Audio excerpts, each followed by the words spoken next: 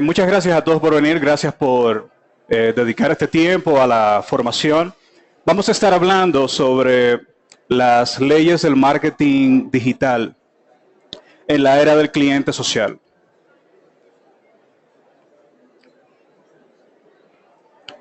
Pues bien, hoy en día estamos inmersos en un mundo en el que el mundo cambió, pero el cliente ha evolucionado.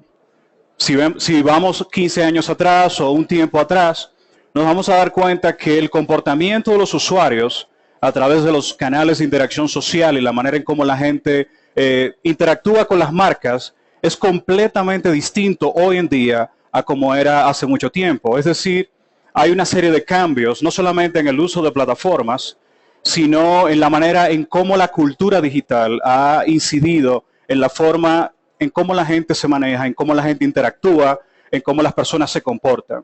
Y esto evidentemente llama mucho la atención a las marcas porque tienen que ser muy proactivos, tienen que ser muy estratégicos a la hora de interactuar y mantener una comunicación, ese contacto, esa relación never ending, o sea, que nunca finaliza con los prospectos o con los clientes ya adquiridos.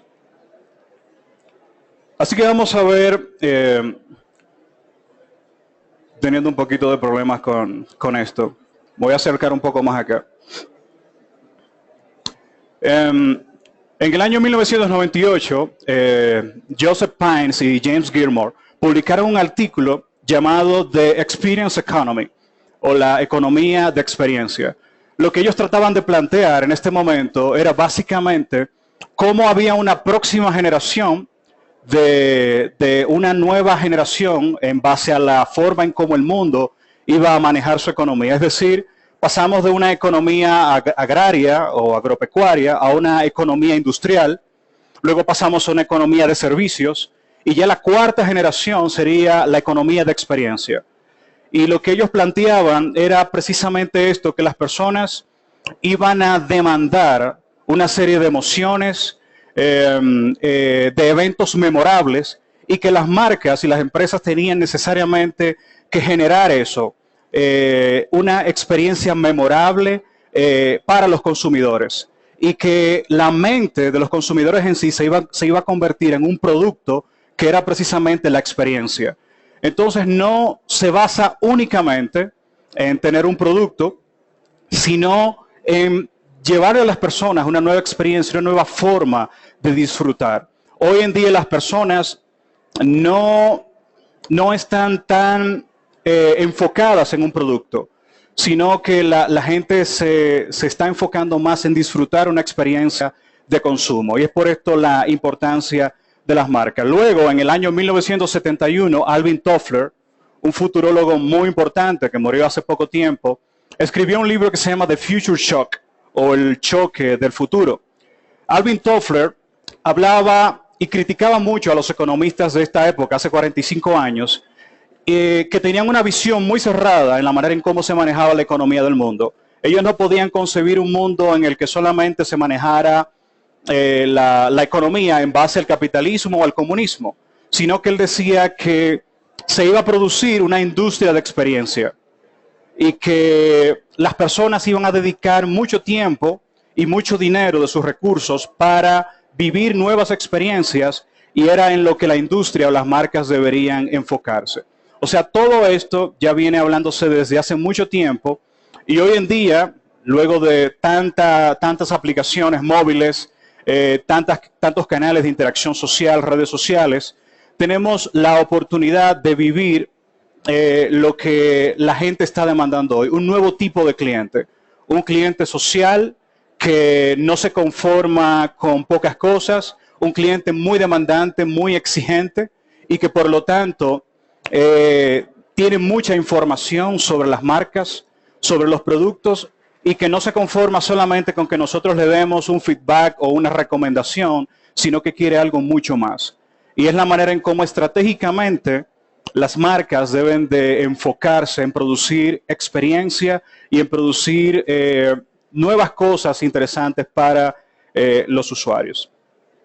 El 85% de las personas estaría dispuesto a pagar más dinero con tal de recibir una excelente atención al cliente. Esto aparece publicado en un libro que se llama El cliente social y se basa específicamente en la investigación de Zendesk, que estuvo analizando durante mucho tiempo la manera en cómo los clientes estarían dispuestos a pagar más o a pagar una cuota mucho más alta con tal de recibir un servicio de calidad, un servicio de excelencia. El 78% de los consumidores ha abandonado una transacción debido a una pobre experiencia de servicio. Es decir, que para los clientes, para los prospectos, para los usuarios de algunos servicios es muy importante la atención de calidad y de excelencia. Y esto fue publicado por American Express Survey.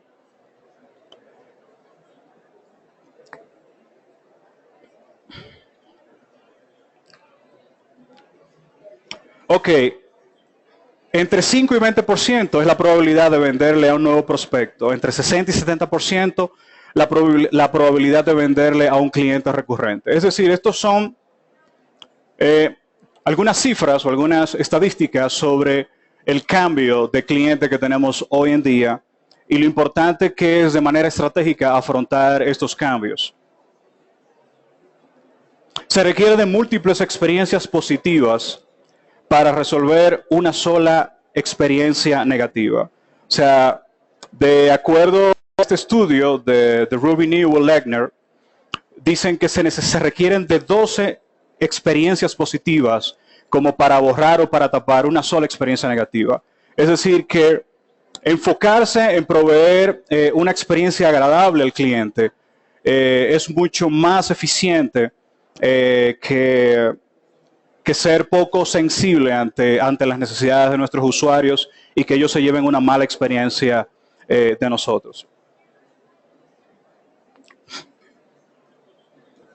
El 80% de los estadounidenses considera que las pequeñas empresas hacen un mayor énfasis en la experiencia con los clientes. Y por eso es que hay muchos negocios pequeños que se enfocan en proveer un servicio excelente como una propuesta de valor distinta. Y a veces las empresas que son muy grandes se les sale un poco de la mano la manera en cómo tienen un buen trato al cliente. Entonces, las empresas pequeñas tienen esa oportunidad de ofrecer algo, un servicio diferenciador del resto. Y es algo sumamente interesante. Por cada cliente que decide quejarse, 26 permanecen en silencio. Y esto es algo que lo vemos mucho en las plataformas de redes sociales. Vemos que un cliente se queja en Twitter y se hace muy viral, se utiliza un hashtag o algo, pero detrás de ese cliente se atrevió a quejarse, pero hay 26 más que están en silencio y que simplemente están reaccionando de manera pasiva, digamos, a toda esta inconformidad. Un negocio típicamente se apercibe de una mínima parte de sus clientes insatisfechos. Y por eso es tan importante esa interacción, esa comunicación con nuestros clientes, de manera que nosotros podamos tener un mayor conocimiento de las necesidades que ellos tienen, de las satisfacciones o de las insatisfacciones.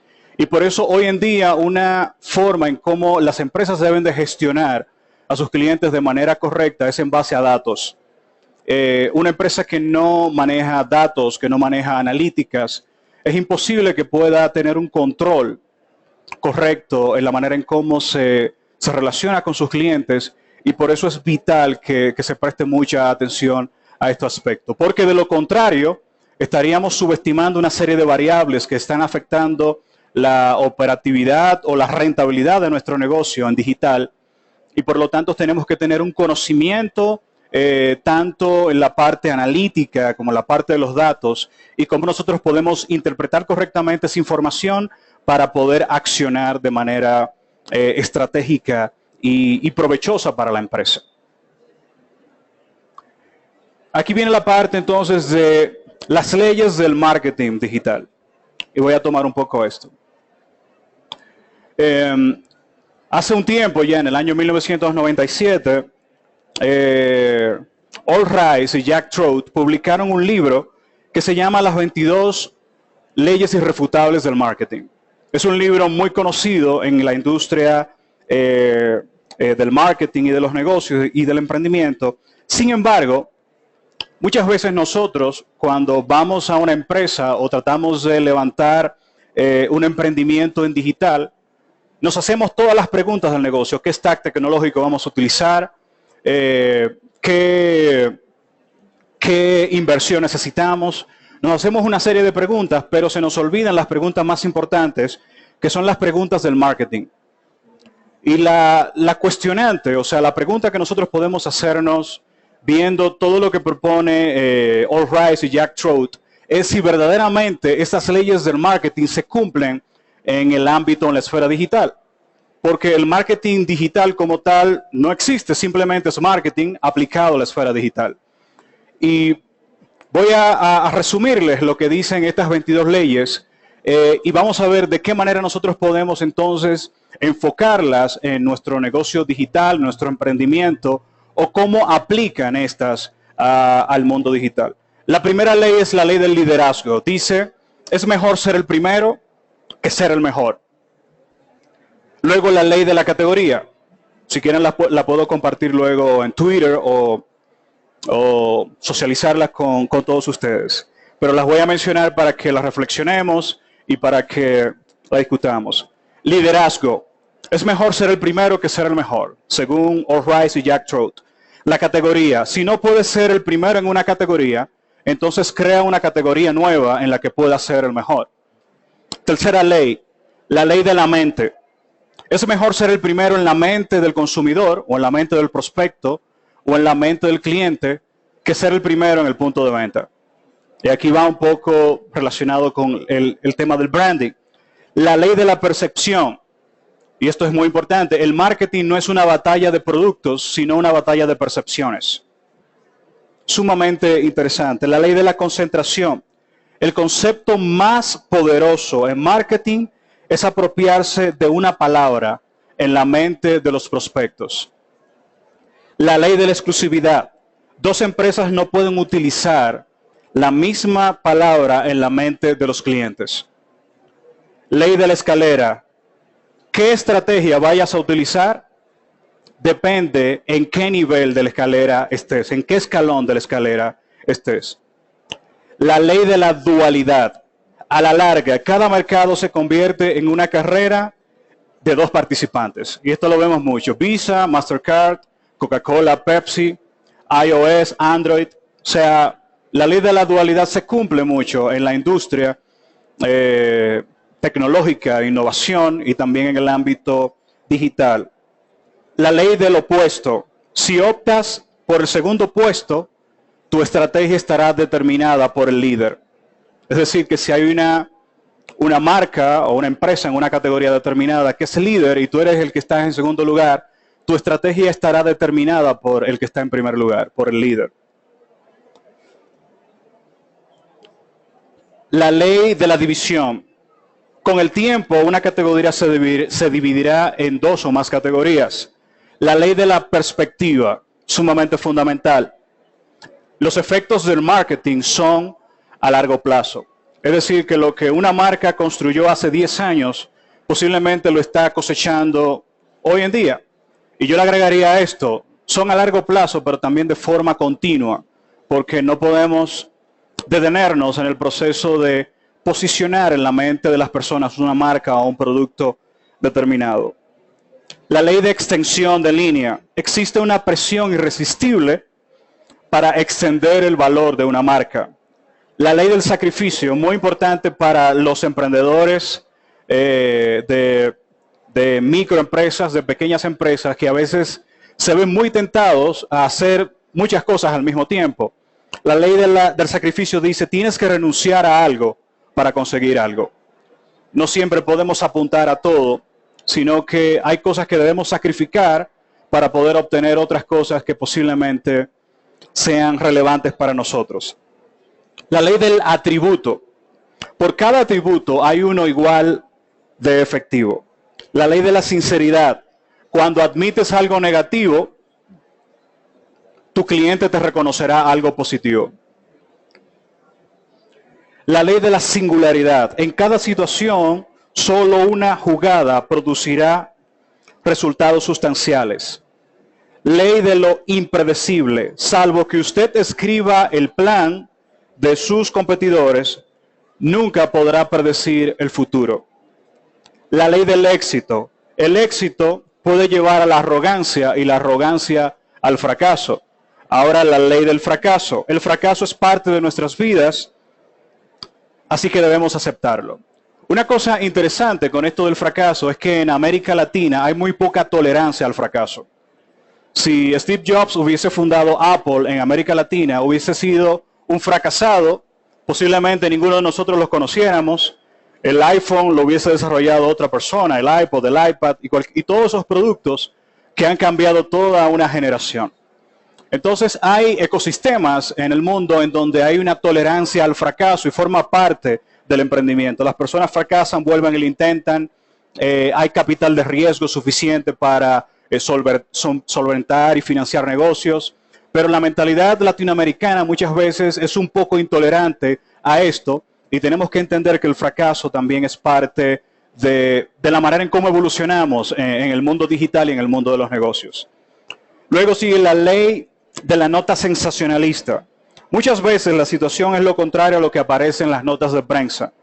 La ley de la aceleración. Los programas que triunfan no se construyen sobre caprichos, sino sobre tendencias. Y por último, la ley de los recursos. Sin los fondos adecuados, una idea no despegará nunca del suelo.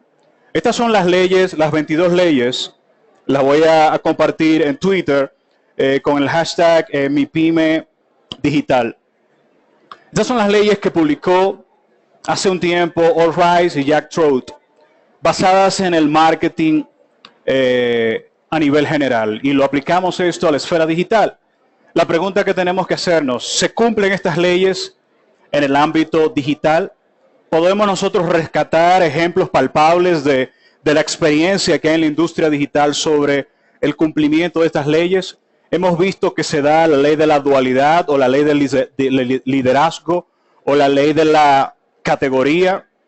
Todas estas cosas es importante reflexionarlas a la luz de nuestro propio negocio o de nuestro propio emprendimiento para que podamos verdaderamente hacernos las preguntas correctas de marketing a la hora de nosotros abordar o operar un negocio en digital. El tema de la experiencia de usuario, el Customer Experience, es sumamente vital hoy en día. Un estudio realizado por eConsultancy hablaba de que lo más importante, o sea, para las personas, a la hora de tener contacto con una marca es la experiencia. Y cuando le preguntan a agencias de marketing, ellos se dan cuenta de que la experiencia de los clientes, la experiencia que tienen, la vinculación con las marcas y con los negocios es lo más importante, es inclusive más importante que el contenido, aunque el contenido puede llevarte a generar una experiencia más importante que si los productos son intuitivos, adaptables a móviles, etcétera. O sea, la parte de la experiencia es lo fundamental. Y cómo nosotros podemos diseñarla, esa experiencia, es en base a la investigación. Es en base a tener un conocimiento de los clientes. Mientras más información, mientras más datos accionables, no almacenar información por almacenarla, sino datos accionables que nos permitan operar nuestro negocio de una manera estratégica, será mucho mejor que nosotros podamos tener éxito en nuestro negocio. Pero necesitamos enfocarnos en investigar, en tener analítica, en tener datos y en tener información que nos permitan accionar estratégicamente y de forma amigable y conveniente para nuestro negocio. Cuando hablamos de Customer Experience, experiencia del cliente, es el conjunto de percepciones que tienen los clientes sobre cómo lo tratan las empresas. Y dichas percepciones afectan su comportamiento, construyendo memorias y emociones que pueden conducir hacia la lealtad. Es decir, que el objetivo final es que nosotros podamos mantener una relación interminable con nuestros clientes.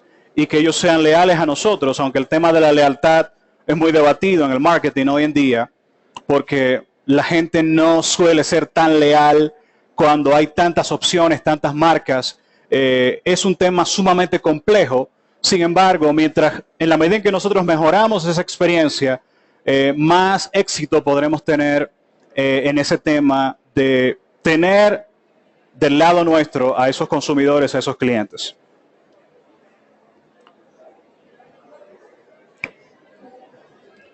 Ok, ¿por qué hablamos de un nuevo cliente social? Y ya hemos hablado un poco sobre esto, pero hay cambios significativos en la manera en cómo la gente hoy en día se comporta.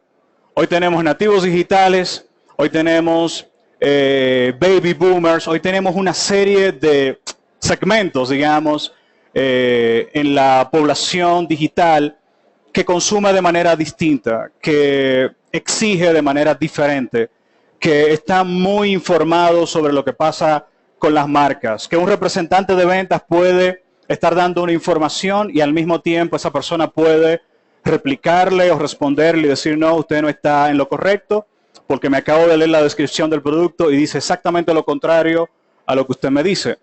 Entonces, es un nuevo reto para las empresas, es una nueva forma en cómo debemos de abordar la realidad del emprendimiento digital.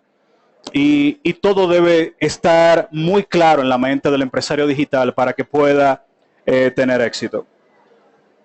Control del comportamiento o control del conocimiento del comportamiento. Esto pudiera parecer un trabalenguas, pero nosotros no tenemos que tener un control sobre nuestros clientes de manera directa. Lo hacemos a través de conocer a nuestros clientes. Y para esto necesitamos, como hablábamos anteriormente, información. Necesitamos datos, necesitamos analíticas para tener un control, digamos, de nuestros clientes, pero de manera indirecta. De una manera en que nosotros podamos saber con precisión cómo podemos dirigir nuestra estrategia digital.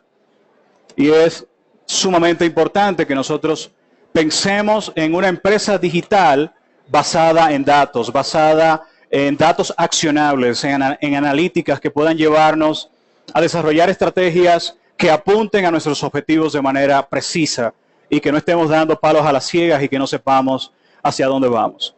Entonces, es fundamental que tengamos un conocimiento de nuestros clientes, que tengamos un control de ellos en base a un control de datos y de información sobre nuestro target o el público al que nosotros nos dirigimos.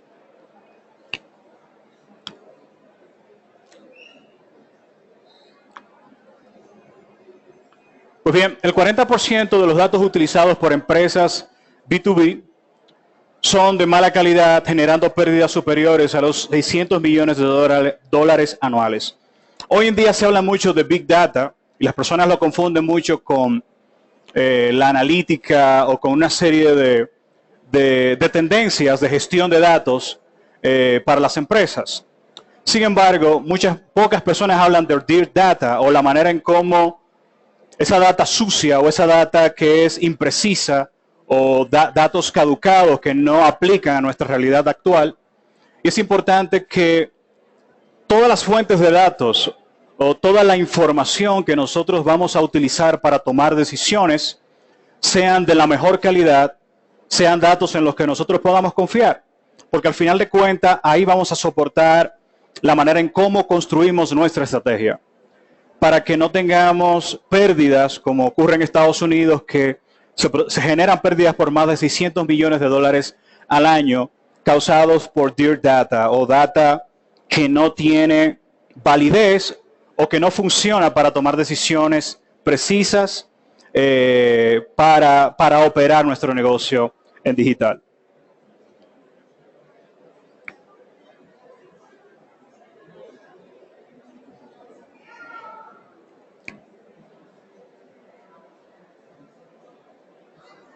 Yo lo voy a pasar aquí mismo.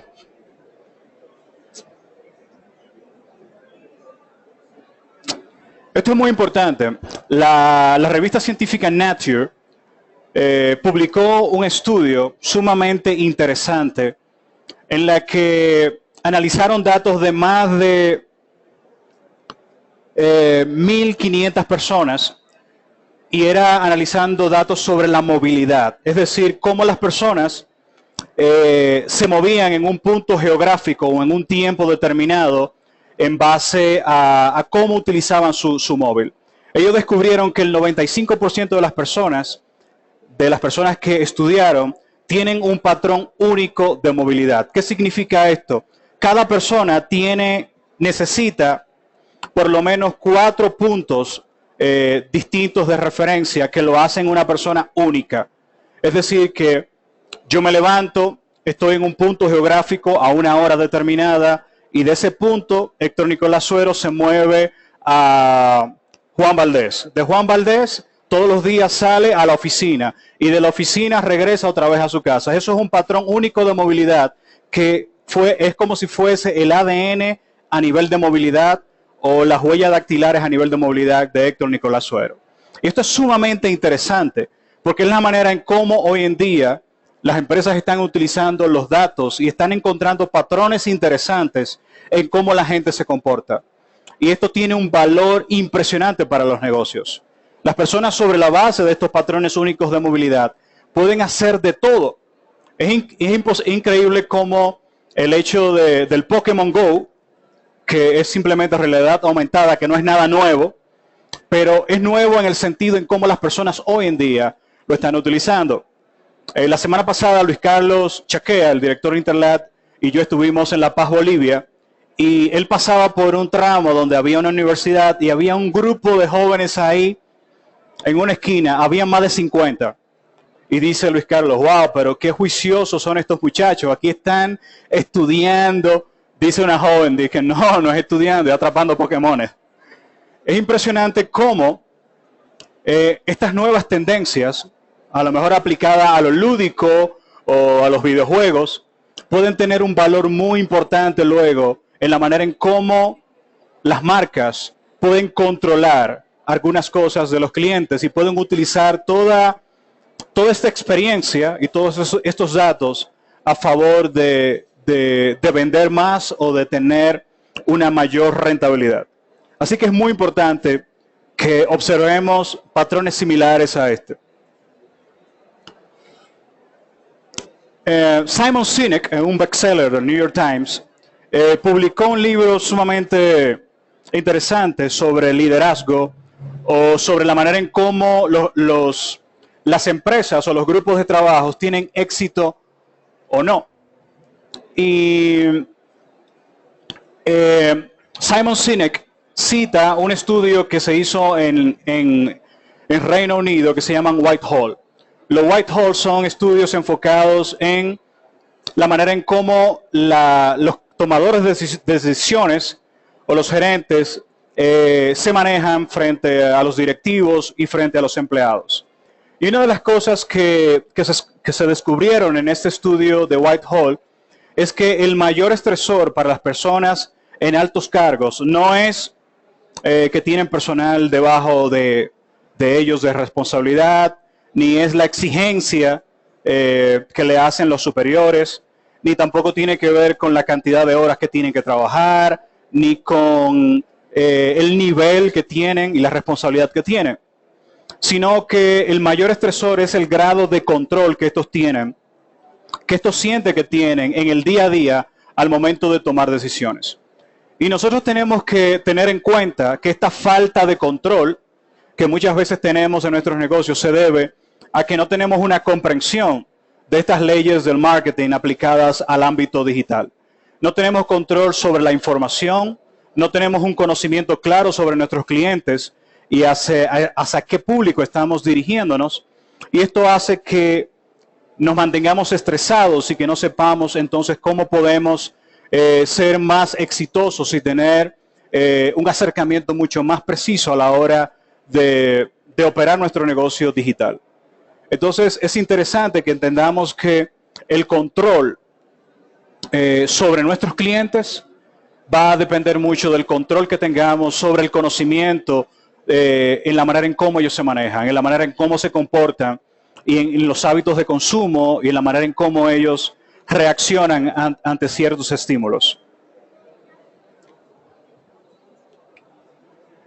Este es All Rise y Jack Trout hablando sobre las 22 leyes irrefutables del marketing.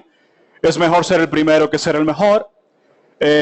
Aquí ellos ponen el ejemplo de quién fue la primera persona que cruzó el Océano Pacífico como piloto en un vuelo. Dice que las personas siempre se recuerdan del primero, pero no se recuerdan del segundo. Entonces, cuando hablamos de la ley de la categoría, hay una mujer que fue la primera mujer que cruzó el Océano Pacífico volando, piloteando un avión, y dicen, bueno, ella fue la tercera piloto, pero fue la primera como mujer. Entonces ahí aplica lo de la ley de la categoría. Creó una categoría nueva en la que ella pudo ser la primera. Y luego que el producto no es suficiente. Y hoy en día las personas y las empresas se afanan mucho por tener un producto de mucha calidad. Y es muy importante tener un producto de mucha calidad. Pero lo más relevante a veces para los clientes es que la percepción de ese producto sea favorable y que sea buena, que mi producto o que mi marca esté posicionada de una manera bien correcta, bien atractiva en la mente del consumidor. Entonces, la batalla de percepciones se da en esa esfera, en cómo yo juego entre la calidad de mi producto y cómo la gente lo percibe. Podrá ser el mejor, pero si no es correctamente mercadeado, pasará por desapercibido. Y es un tema neutralmente de marketing, no tiene nada que ver con digital. Y es por eso importante abordarlo desde esa perspectiva. ¿Cómo conectar entonces las leyes del marketing con los clientes en redes sociales? Esto tiene que ver entonces en la manera en cómo nosotros vemos el negocio, o sea, cómo nos hacemos las preguntas de marketing correctas. Y no solamente nos enfocamos en plataformas o nos enfocamos en productos digitales, sino nos enfocamos en el cliente, en cómo ellos pueden relacionarse mejor con nosotros.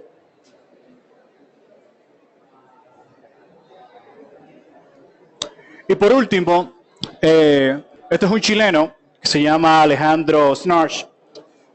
Él escribe un libro sobre desarrollo de productos y él habla sobre los pilares del emprendimiento.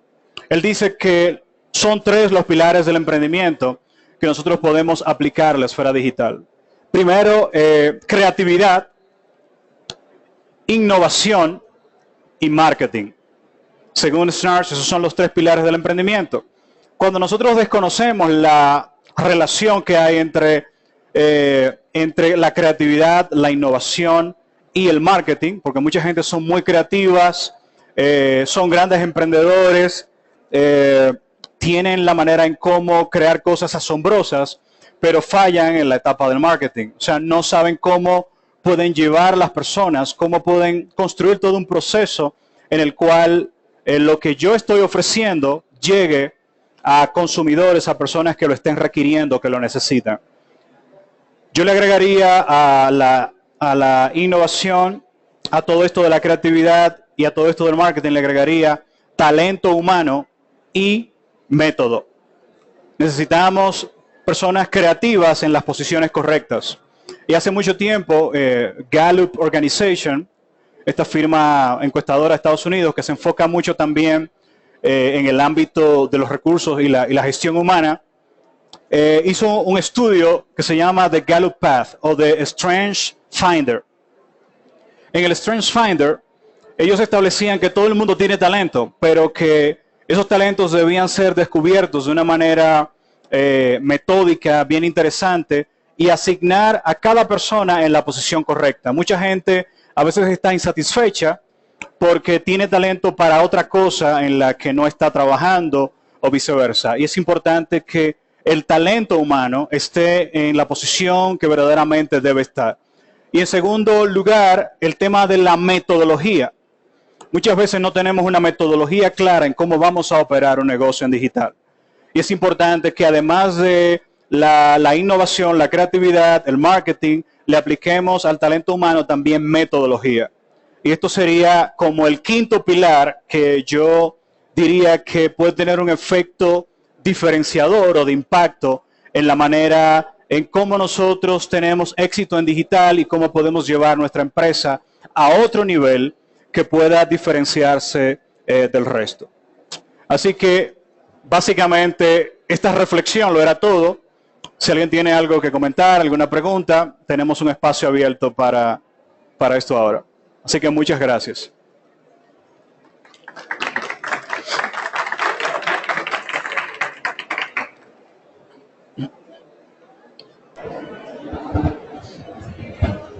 Buenos días, una pregunta. ¿Cuál es la mejor forma para mejorar el Dear Data en B2B? O sea, ¿cuál es la estrategia que uno debería seguir o dónde puedo conseguir más información de eso?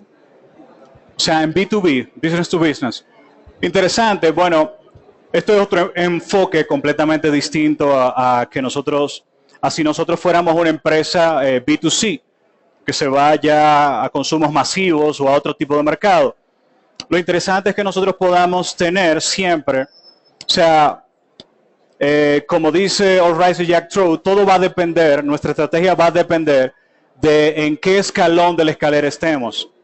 Pero tener un conocimiento de quiénes son nuestros clientes es fundamental, una correcta segmentación de ellos, un conocimiento de la competencia, del mercado, qué está ocurriendo a nuestro alrededor. Esto es fundamental para que nosotros podamos entonces establecer una estrategia no simplemente por estar en el mercado, sino que se diferencie del resto.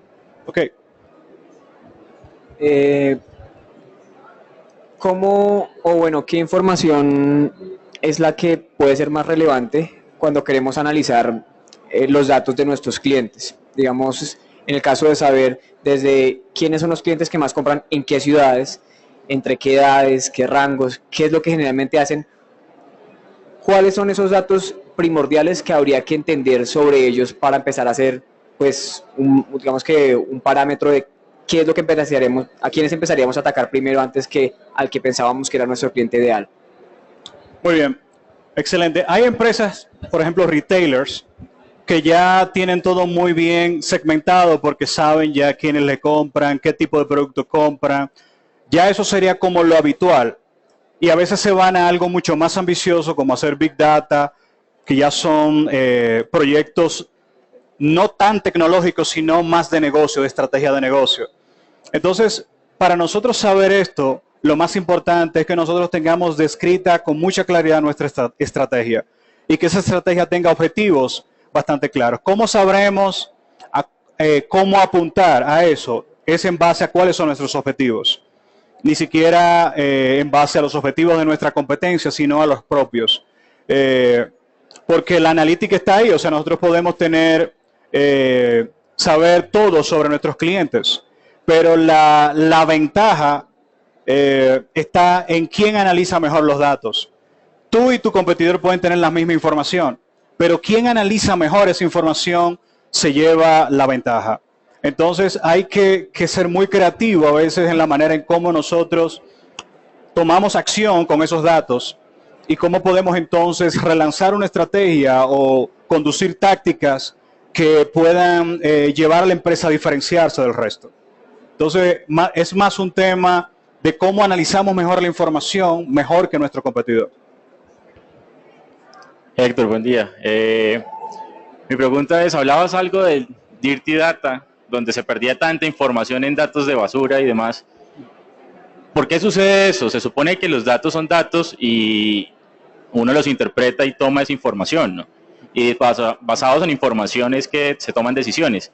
Pero al final los datos, pienso yo, están dados desde recolecto una cantidad de información o la consulto o donde la tenga. ¿Cuál es la razón verdadera por la cual esas empresas pierden el dinero? No sabía, pensaría yo que está dado hacia la interpretación o la manera en que están haciendo esa investigación. Muy buena pregunta. Hay varias razones. Una de las razones más poderosas es la capacidad de interpretar los datos. No todo el mundo, se necesitan expertos para interpretar datos. Hay desde estadistas, gente que sabe de estadísticas, hasta personas que tienen conocimientos de matemática. Hay mucha ciencia detrás de los datos. Y por eso es que dentro de las nuevas profesiones relacionadas con datos, no solamente aquellos que manejan business intelligence, sino hay cientistas de datos, hay analistas, hay personas que trabajan con Big Data y que extraen información y le aplican métodos estadísticos a esos datos. Y la mala interpretación de los datos, una simple prueba o un simple análisis estadístico mal aplicado, te puede llevar a hacer completamente lo contrario. Ahora, cuando hay un cuidado, porque en todo esto hay pruebas de consistencia, hay una serie de controles, incluso a nivel estadístico, que te permiten verificar si esa información que tú estás analizando es correcta o no, si la fuente es coherente con la realidad o no. Entonces, la primera razón es un problema de interpretación de datos.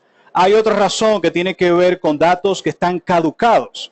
Vivimos en un mundo sumamente acelerado. La aceleración digital es una realidad hoy en día y es un reto para las empresas. Y mientras más datos maneja una empresa, mayor es el reto. Entonces, yo no puedo tomar una decisión estratégica hoy con datos del mes pasado que ya no aplican a esta realidad. Entonces, eso también es una razón. Y hay otras razones que tienen que ver con datos. Por ejemplo, Big Data se basa en datos que vienen de distintas fuentes. Yo puedo tener datos de redes sociales e internet, pero puedo tener datos de la información que recibo de mis clientes sobre tarjetas de fidelidad. Puedo recibir datos de otras fuentes también y fuentes no estructuradas.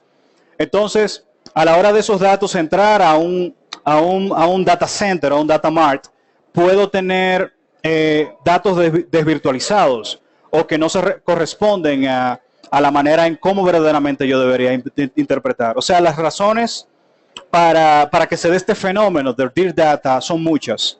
Y lo que las empresas deben de tener es un personal entrenado para analizar correctamente la información. Yo puedo contratar a una empresa y que esa empresa me dé unos insights que no se correspondan con la realidad.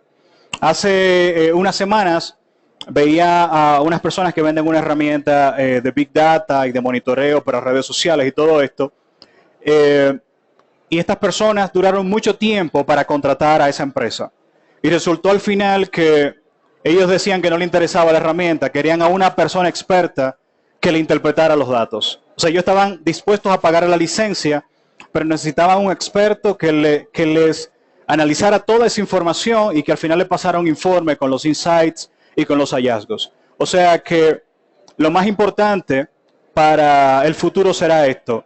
Hay estudios que indican que para el 2020 el mundo requerirá más de 4 millones de expertos en análisis de datos, expertos en analistas, cientistas de datos y todo esto.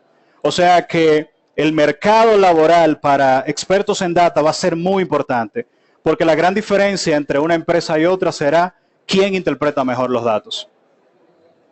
Okay.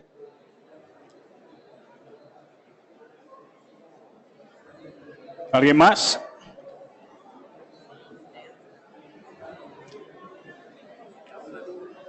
¿Usted tiene una pregunta también? Bueno, muchísimas gracias por asistir. Espero que haya sido de utilidad la reflexión. Gracias.